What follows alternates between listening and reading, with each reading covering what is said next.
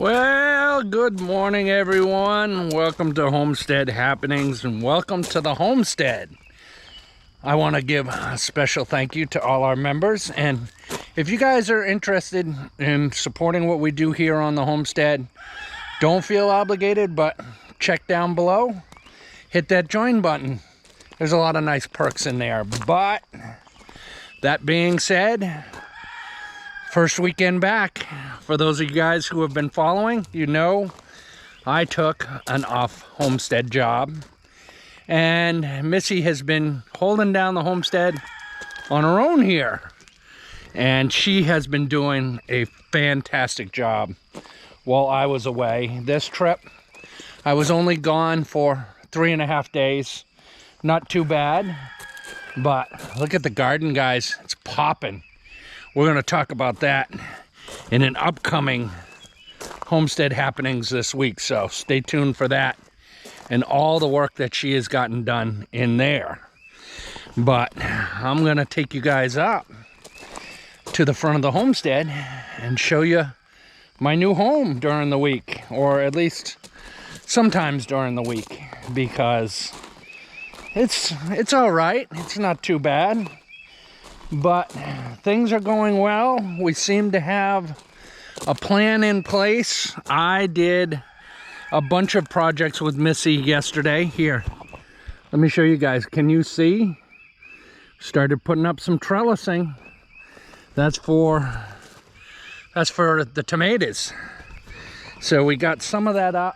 Next weekend we'll put up even more, and hopefully we can get the rest of the trellising done before I have to leave on Monday. We have been getting an enormous amount of rain here in Arkansas, in the Ozarks, this late into the season. Last year, when we moved down here, by this time last year, things were starting to dry out very nicely, and it's not doing that this year. We just seem to be getting back to back rain, and it's putting a hamper on things. It's making things a little bit more, not difficult, but challenging to figure out and move forward, because there's a lot of stuff like Missy wants to get planted, and we don't want to put it in the ground right now. It's a little too soppy for new plant starts. Check out Missy's plant starts. To put them in the ground, the stuff that's already in is doing relatively well, because it's got a nice root system already in place. So very happy with that. But like I said, we're going to talk about a little bit more about that coming up. But you want to see my new vehicle? Check it out, guys. There it is. That is what I'm living in. That's what I'm living in when I'm away on the road. Not a bad truck.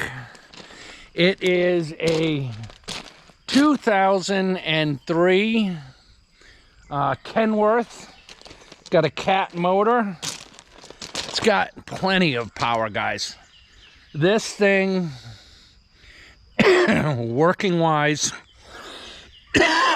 excuse me, guys, I'm sorry. From a working standpoint, this is a very good truck.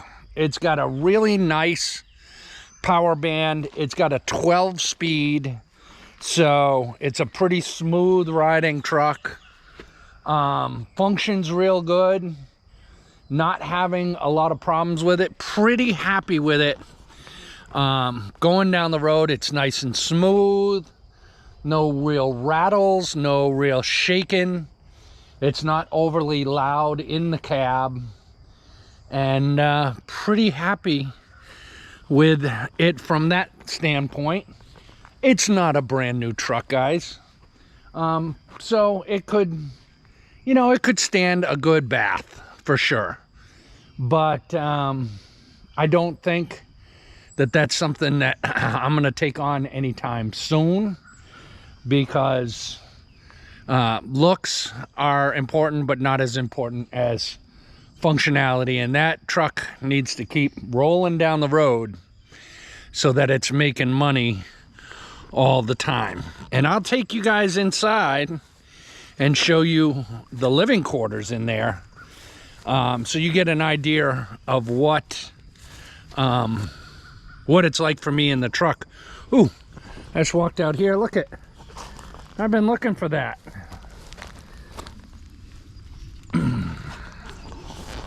I've been looking for this. I must have dropped it. Let's bring it over here.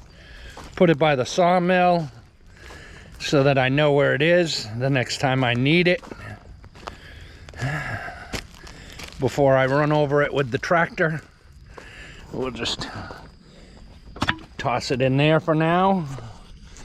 Missy is going to take all this punky stuff here, and I might take the chainsaw and cut some more of this up, because she is going to fill in her raised beds, the bottom of that, with that wood, so that she can go and get some soil and fill it up.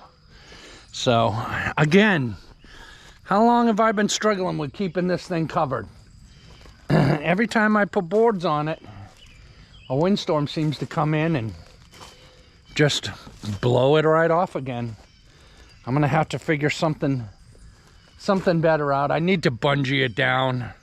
I just haven't got the ambition quite yet, but I'm gonna get it covered back up after I shoot this video for you guys. But let's take a peek at the back. So I do flatbed work. So you can see there, let me see if you guys can get it. I've got my chain compartment, which keeps all of my binders and stuff down. And in here, this is kind of my maintenance cubby hole, where I keep all of that kind of stuff. And I'll show you around on the other side. That's where I keep my straps and all that kind of securement. That's all in here. Not too bad. Keeps everything nice and secure. But let's come around over here and I will take you into the truck so you can see what it's like to be a truck driver on the road. So I cleaned it up a little bit, guys, but don't mind the mess. My bed linens aren't made because I'm switching them out till next week. But let's hop up in here. Oh, sorry for bouncing you guys around. This is the cab. This is where the work happens. Let me hop up in here with you. So this is where the work happens, right here. Not a bad setup I've got going on. Plenty of room. It's nice and comfortable. It's got a really comfortable seat, which is very important when you're spending, 10, 12 hours a day in this seat. So very happy with that. Everything's within reach and works just fine. But let me get you guys into the back here. Oh, I'm gonna bounce you around while I do this. You can see I have curtains, so these close up at night. So when I'm in the truck stop, I don't get all that light through the windshield. I can close this up and it keeps it nice dark back there. And there's a small AC unit that just keeps that nice and cool back there. So hold on one second, guys. Let me get back in here and I will turn on the lights for you.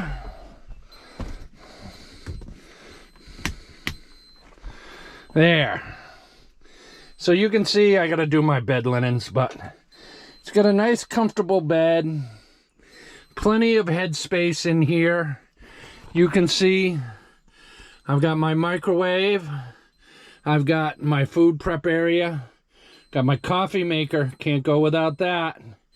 And I put this mini fridge in here because eating in a truck stop is expensive. And it's not good food.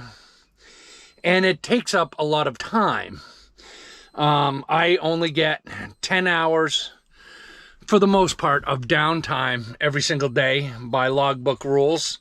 I have to take a 10-hour break, and to make the most amount of money, 10 hours is all most guys take. So that kind of leaves me an hour after I shut down to get paperwork done and kind of make myself something to eat, settle in, do a little editing for you guys, then get my 8 hours sleep, and then in the reverse, it gives me an hour in the morning to get up, get cleaned up, brush my teeth, go to the bathroom, make a pot of coffee, kind of settle into the day a little bit before I hit the road. So spending an hour of that time sitting in a truck stop, eating greasy, nasty burgers or pasta is not really conducive to the plan. But on this side, I got a nice little storage closet with another cubby. I put socks and underwear and stuff in there. My coffee pot, which is dirty, that's got to go inside and get cleaned. And then up here, I have my toiletries and just backup stuff.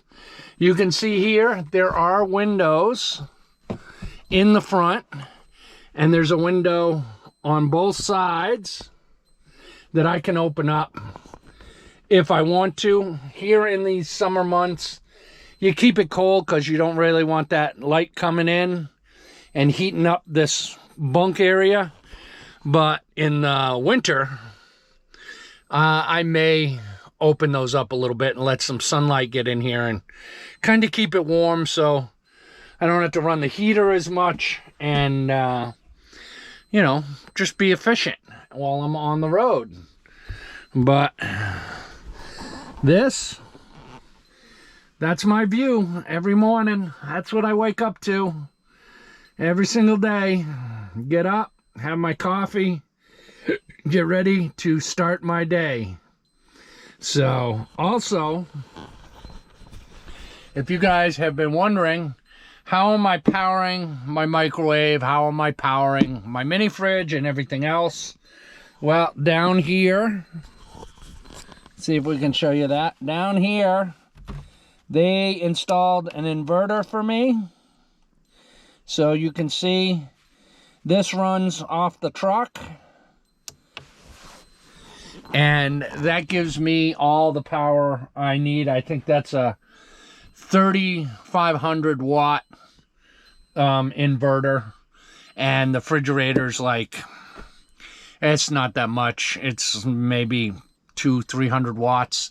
The microwave really uses the most amount. I think that's like a 700 or 900 watt microwave.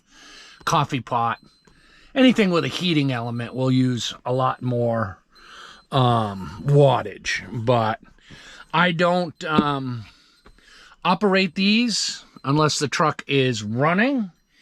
And you can see down here I have a yellow cord. Can you see that, guys? See the yellow cord? That is coming from the farm stand. So when I'm here, in order to not have to run the truck and burn fuel and not kill my batteries, I just run an extension cord in here and I plug into my power strip that runs all my electronics. So keeps my mini fridge nice and cool, and I don't have to empty it out. I've still got stuff in there, you can see. Not too bad, guys. Nice little setup in there. Easily have enough food for the week so I don't have to eat in the truck stop, especially having the microwave. So that's very, very handy. Okay, let's go back out to the front of the truck here. Oh, sorry guys.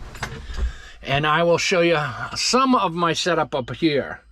You see, I keep my trash bin right where I can get at it. When I'm driving down the road, I put it just like that so I can get at it.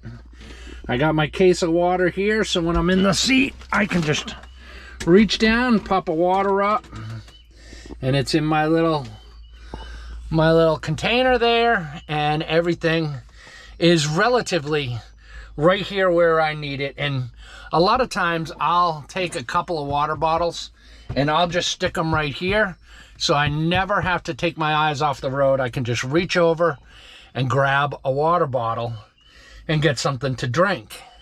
I got my radio, I got my GPS, I got my phone holder, and yeah, that's pretty much it. That's my setup here in the truck, guys. It works really, really well. So, and make sure everything's turned off.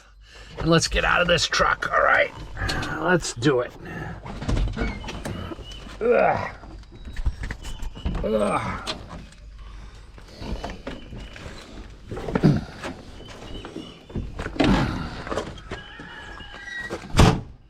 There. There. Not too bad. So that's where we're at here on the homestead. Missy is holding everything down nicely. We had a little bit of a tragedy. Missy had to deal with a little something, but that'll be in Wednesday's homestead happenings. We're going to talk about that. And I'm sorry that I wasn't here to help her out with that. That's usually something that I take care of, but like I said, Wednesday we'll talk about that and that aspect of having a farm and living on a farm and having a homestead. So look at Missy's got tomatoes on. Oh, hang on. She's got tomatoes in there. She got tomatoes in her greenhouse. Very happy about that. Things are starting to pop. She said I got some okras, and we're starting to get more radish, more lettuces. She's been harvesting quite a bit of the lettuces, so very happy about that as well. Boy, I'm really happy today, aren't I? I am really happy today. This job should be a game changer for us. I mean, it's inconvenient now. It makes things a little bit more difficult. Ooh, I got you guys right in the sun. Makes things a little bit more difficult, but in the long run, it should make things a lot easier. Kind of just how it goes, you know. Sometimes you got to struggle a little bit, but the backside is where the real benefits come from. So pretty happy about that. All right, guys, this one's going to be a short one. We'll see y'all again on Wednesday.